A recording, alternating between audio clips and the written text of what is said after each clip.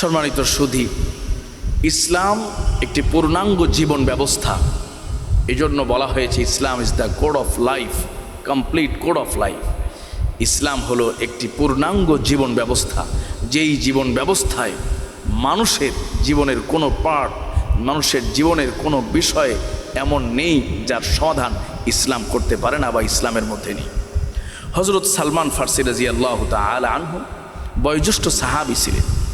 তিনি ইসলাম কবুল করার পরে তাকে প্রশ্ন করা হলো যে ক্বাদ আল্লামাকুম নবিয়্যুকুম কুল্লা শাইইন হাত্তাল খিরাআ।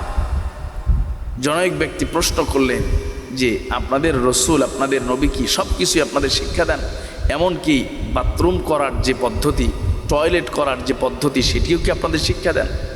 হযরত সালমান ফারসি রাদিয়াল্লাহু তাআলা আনহু বললেন, হ্যাঁ, আমাদের রসুল তো এমন রসুল, আমাদের নবী তো এমন নবী, যিনি বাথরুম করার পদ্ধতিও তিনি আমাদেরকে শিক্ষা দেন, ইস্তেঞ্জা যাওয়ার পদ্ধতিও তিনি আমাদেরকে শিক্ষা দেন। এটাই হলো ইসলাম। ইসলামে মানুষের জীবনের প্রতিটি ক্ষেত্রে, প্রতিটি অংশের সমাধান রয়ে গিয়েছে। সুবহানাল্লাহ।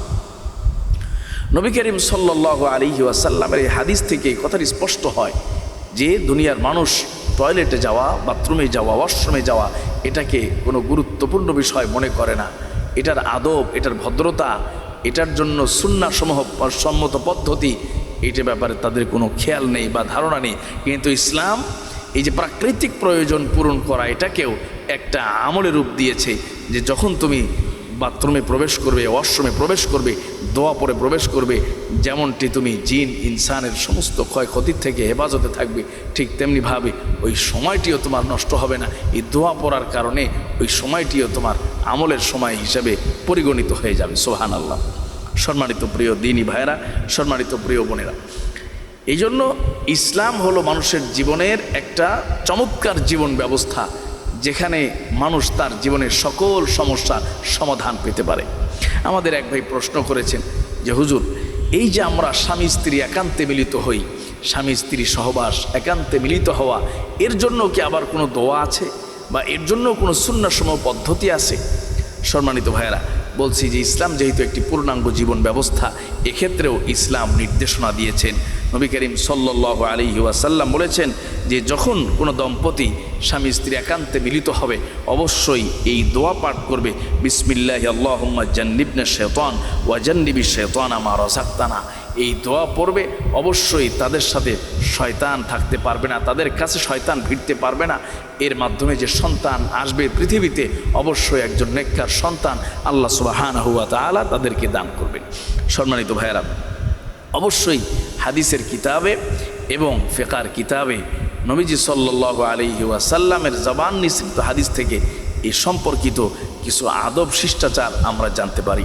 নবীজি সাল্লাল্লাহু আলাইহি ওয়াসাল্লামের একজন স্ত্রী বলেছেন যে নবীজির সাথে আমি এতদিন সংসার করেছি, কিন্তু একজন আরেকজনের লজ্জাস্থান কেউ কোনো দিন দেখে নাই। সুবহানাল্লাহ। সম্মানিত ভাইয়েরা, এই জন্য এই একান্তে মিলিত হওয়ার বিষয়টি অবশ্যই এটি একটি গোপনীয় বিষয়, একটি গুরুত্বপূর্ণ বিষয়, যে বিষয়টি অবশ্যই একান্তই কেবলমাত্র স্বামী স্ত্রীর মধ্যে এটা থাকবে। আজকালকে দেখা যায় এগুলো নিয়ে আলোচনা হয়, চর্চা হয়, এগুলো বলা সম্পূর্ণ নিষেধ, এগুলো পর্দার লঙ্ঘনের মধ্যে পড়ে যায়। সম্মানিত ভাইয়েরা, অবশ্যই পবিত্র অবস্থায়, নির্জন কক্ষে, পবিত্র অবস্থায় কিবলার দিকে না হয়ে এবং যতটুকু সম্ভব সতরাবৃত হয়ে আল্লাহ সুবহানাহু ওয়া তাআলা বান্দাবান্দি একত্রে মিলিত হলে অবশ্যই এই যে বিষয়টি মানুষ কেবলমাত্র যৌবনের তাড়নায় হয়তো একে অন্যের সাথে মিলিত হয়ে থাকে, স্বামী স্ত্রীর সাথে মিলিত হয়ে থাকে, বলা হয়েছে এটিও তার জীবনের একটা আমলের অংশ বা সওয়াবের অংশ হিসাবে দাঁড়িয়ে যাবে।